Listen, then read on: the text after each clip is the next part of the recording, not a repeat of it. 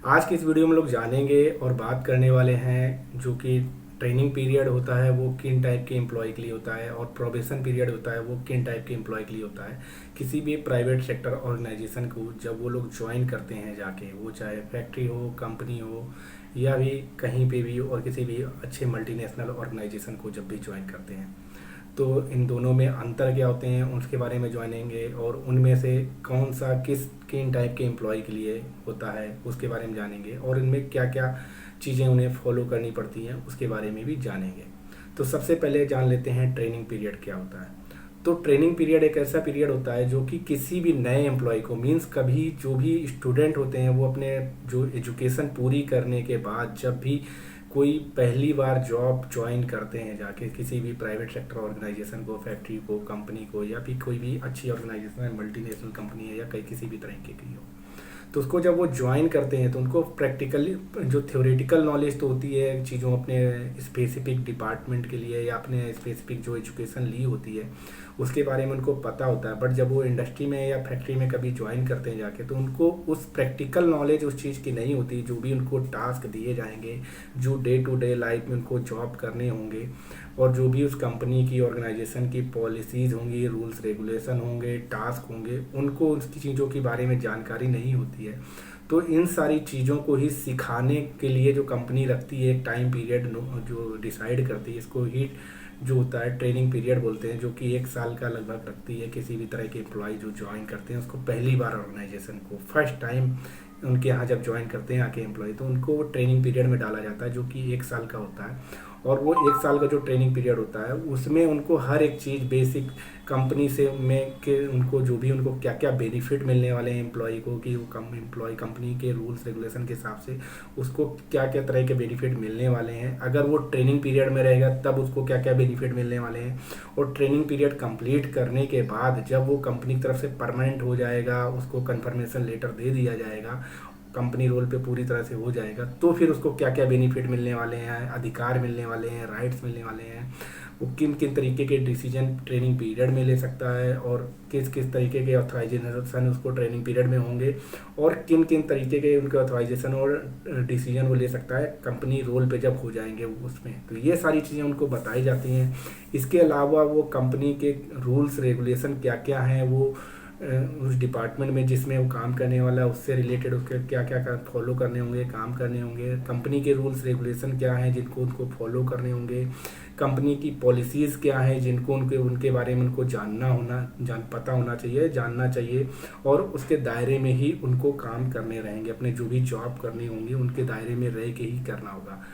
इसके अलावा अगर इन इन चीज़ों को, पॉलिसीज़ को, रूल्स रेगुलेशन को वो वायलेट करते हैं, तोड़ते हैं, तो उनके साथ क्या स्ट्रिक्ट एक्शन लिए जा सकते हैं, और उनकी सीवियरिटी कितनी खतरनाक हो सकती है, और क्या उनके कैरियर पे या कहाँ पे कितनी दिक्कत क्रिएट करती हैं, ये सारी चीज़ें भी सिखाई जाएँ।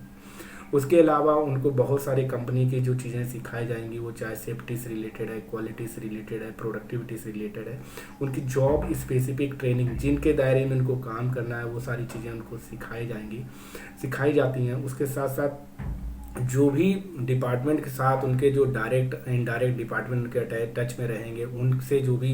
कैसे उनको कोऑर्डिनेट करना है, उन डिपार्टमेंट्स के साथ उनसे उनसे हेल्प लेना है और उनको हेल्प करना है, तो ये सारी चीज़ें भी उनको ट्रेनिंग के साथ सिखाई जाती हैं। सारे डॉक्यूमेंटेशन वर्क उनको क्या मेंटेन करने हैं, प्रैक्टिकली उनको क्या करना है, जॉब परफॉर्म करना है, ये सारी चीज़ें भी उनको ट्रेनिंग पीरियड में सिखाई जाती हैं। जब एम्प्लॉय का ट्रेनिंग पीरियड कंप्लीट होता है 1 साल का, तो एचआर टीम की तरफ से एक फॉर्म जारी किया जाता है जो कि उनके मैनेजर को, जो भी एम्प्लॉय वहाँ जॉब करते हैं ट्रेनिंग पीरियड में, उनको दिया जाता है, और उसके बेस पे उनको इवेलुएट करना पड़ता है। उस मैनेजर इवेलुएट करता है उस साल भर की परफॉर्मेंस के हिसाब से उस एम्प्लॉय को, कि वो हर तरह के उनके मैनेजर को एक फॉर्म दिया जाता है एचआर टीम की तरफ से, जिसमें कि क्या होता है, उनको एवेलुएट करना होता है मैनेजर को उस जो ट्रेनिंग पीरियड में एम्प्लॉय ज्वाइन किए होते हैं। तो वो बहुत सारे उसके कुछ पॉइंट होते हैं, उन पॉइंट के बीच पे उनको एवेलुएट करना होता है कि ये बंदा जॉब में काम कैसे करने में, लर्निंग इनको सीखने में कितनी तेज़ है, जो भी पॉलिसी, जो भी रूल्स रेगुलेशन है उनको फॉलो कैसे करता है, अपने सीनियर के साथ बिहेवियर कैसा है, जूनियर के साथ कैसा है,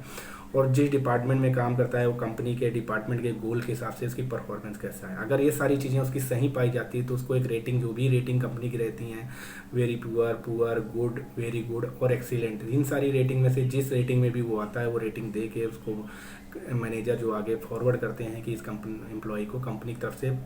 ट्रेनिंग पीरियड कंप्लीट करके इसको कंपनी रोल पे लिया जाए या परमानेंट किया जाए। अगर मैनेजर को लगता है कि ये परफॉर्मेंस इसकी सही नहीं है तो इसको और भी ट्रेनिंग पीरियड में इसका बढ़ाना चाहिए, 1 साल, 1 महीने, 2 महीने, 3 महीने, तो वो रिकमेंड करते हैं उनकी रेटिंग लो दे के कि पुअर है, वेरी पुअर है या गुड एवरेज है, तो उस तरह की रेटिंग दे के उनको ट्रेनिंग पीरियड एक्सटेंड करते हैं और ट्रेनिंग पीरियड में एक्सटेंड करने के बाद उनको आगे देते हैं। और अगर उसमें उस तरह की चीज़ें वो अगर दोबारा से फिर रिवोल्यूएट किया जाता है, अगर उसमें सही पाया जाता है तो उनको क्या होता है, दोबारा से कंपनी रोल पे फिर कंफर्म कर दिया जाता है। अदरवाइज उस एम्प्लॉय को नोटिस पीरियड दे के और उसको बोला जाता है कि आप हमारी कंपनी के टास्क के हिसाब से सही नहीं, तो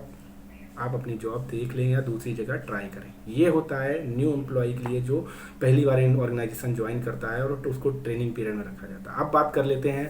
कि प्रोबेशन पीरियड क्या होता है। प्रोबेशन पीरियड ये उन लोगों के लिए होता है जो एम्प्लॉय एक्सपीरियंस पर्सन होते हैं, किसी ऑर्गेनाइजेशन में काम कर रहे होते हैं ऑलरेडी, या उनको काफ़ी लंबा चौड़ा एक्सपीरियंस होता है, अनुभव होता है, लेकिन वो फिर उस कंपनी को छोड़ के जब किसी नई कंपनी में आते हैं, तो जब नई कंपनी में आते हैं तो उनको एक टाइम पीरियड, प्रोबेशन पीरियड में रखा जाता है, जिसे ट्रायल पीरियड भी बोला जाता है, कि उसे ट्रायल लिया जाता है कि क्या ये बंदा जिस हिसाब से इसको रखा गया है, जो भी इन जॉब के लिए रखा गया है, क्या ये सारी चीज़ें उनके हिसाब से सही हैं कि नहीं। तो वो एक प्रोबेशन पीरियड जो कि होता है वो अलग अलग कंपनी के हिसाब से 3 मंथ, 6 मंथ, 12 मंथ का होता है। तो उसके बेस पे उस एम्प्लॉय को रखा जाता है और उसको भी उन कंपनी के रूल्स रेगुलेशन के बारे में सारी चीज़ें बताई जाती हैं, पॉलिसी के बारे में बताया जाता है और सारे कुछ टास्क अलॉट किए जाते हैं, कुछ जॉब अपने डिपार्टमेंट से रिलेटेड दिए जाते हैं। उन जॉब को उसको टाइमली मैनर पे जो भी टाइम दिया जाता है उसके बेस पे कंप्लीट करना होता है और उस वर्क को काफ़ी अच्छे ढंग से उसको कंप्लीट करना होता है सारी चीज़ें, और अपने सीनियर जूनियर को साथ में लेके उसको जो टास्क को पूरा करना होता है। इसके साथ साथ कंपनी के जो भी अदर डिपार्टमेंट उनको भी कोऑर्डिनेट करते हुए उन चीज़ों को कंप्लीट करना होता है। अगर ये सारी चीज़ें वो सही से कंप्लीट करता है, वर्क बंदा कंप्लीट करता है, तो HR टीम के बाद तरफ से एक फॉर्म जारी किया जाता है जो कि मैनेजर को उसको डायरेक्ट की जो भी इनको प्रोबेशन पीरियड का एवोल्यूएशन करने के लिए, अगर वो बंदा उन सारी चीज़ों में एवोल्यूएशन में सही पाया जाता है, ये सारी चीज़ों में अगर मैनेजर एवोल्यूएट करता है कि इसका बिहेवियर कैसा है, परफॉर्मेंस कैसा है और ये क्विक लर्नर है कि नहीं, ये सारी चीज़ों में सही पाया जाता है, तो उसको प्रोबेशन पीरियड कंप्लीट करके वो कंपनी रोल पे रिकमेंड कर दिया जाता है कि इसका प्रोबेशन पीरियड कंप्लीट करके इसको जो कि है कंफर्म कर दिया जाए और परमानेंट कर दिया जाए। और परमानेंट जब कर दिया जाता है तो उसको कई सारे बेनिफिट्स और डिसीजन जो लेने की वो होती हैं, उनको अथॉराइजेशन में कई सारी चीज़ें उनको एक्स्ट्रा मिलने लगती हैं। नहीं तो प्रोबेशन पीरियड में जब तक वो रहता है तो कई सारे अथॉराइजेशन या फिर डिसीजन वो नहीं ले सकता है। इसके अलावा जो बंदे भी प्रोबेशन पीरियड में रहते हैं उनको नोटिस पीरियड 1 हफ्ते का ही करके वो चाहें तो कंपनी को 1 वीक का नोटिस पीरियड दे के कंपनी को छोड़ सकते हैं, या फिर कंपनी भी बीच में चाहे तो 1 हफ्ते का नोटिस पीरियड उस एम्प्लॉय को बोल सकती है कि आप कंपनी हमारी छोड़ दीजिए, हम नहीं रखना चाह रहे हैं। जब भी कंपनी को परमानेंट कर दिया जाता है, कंफर्म कर दिया जाता है, तो एम्प्लॉय को क्या होता है 1 मंथ का नोटिस पीरियड पूरा फॉलो करना पड़ता है, उसको कंप्लीट करके ही जाना पड़ता है। तो ये जब मैनेजर उनको एवोल्यूशन फॉर्म में उनको सही पाता है तो वो अच्छी रेटिंग दे के, जो भी उनकी रेटिंग कंपनी की रहती है, गुड, वेरी गुड, पुअर और वेरी पुअर या एक्सीलेंट, उनमें से जहाँ भी लाई करता है एम्प्लॉय वो दे के उनको रिकमेंड करता है कि इस कंपनी को परमानेंट कर दिया जाए, कंफर्म कर दिया जाए। अगर वो HR टीम के पास भेज दिया जाता है तो HR टीम उसको कंफर्म कर देती है और एक लेटर जारी कर देती है कि आप कंपनी की तरफ से कंफर्म हो गए हैं और परमानेंट हो गए हैं। अब आपको ये जो अथॉराइजेशन है या रिस्पॉन्सिबिलिटीज़ हैं ये आपकी एक्सटेंड की जाती हैं और ये सारी चीज़ें आपको काम करना है। अगर वो बंदा वहाँ पे सही से परफॉर्म नहीं करता, उसकी जो परफॉर्मेंस सही नहीं आती, तो एवोल्यूएशन में पाया जाता है तो मैनेजर उनको रेटिंग लो दे के वेरी पुअर या एवरेज दे के उनको और भी प्रोबेशन पीरियड बढ़ा देते हैं और बढ़ाने के बाद 1 मंथ 2 मंथ बढ़ा देते हैं और HR टीम को दे देते हैं कि दोबारा से इनको रीएवोल्यूशन किया जाएगा 2 मंथ में। अगर 2 मंथ बाद सही पाए गए तो इनको एक कन्फर्म किया जाएगा, नहीं पाए गए तो उनको जो भी है 1 वीक का नोटिस पीरियड दे के बोल दिया जाएगा कि आप हमारे जिस जॉब के लिए रखा गया है उसके लिए सही नहीं है। तो ये था हमारा वीडियो जो कि ट्रेनिंग पीरियड और प्रोबेशन पीरियड से रिलेटेड। अगर इसमें से किसी भी तरह के डाउट हैं तो कमेंट करके ज़रूर पूछें। और वीडियो अच्छा लगा है, वीडियो से किसी भी तरह की जानकारी मिली है तो वीडियो को लाइक करना ना भूलें, अपने दोस्तों में शेयर करना ना भूलें और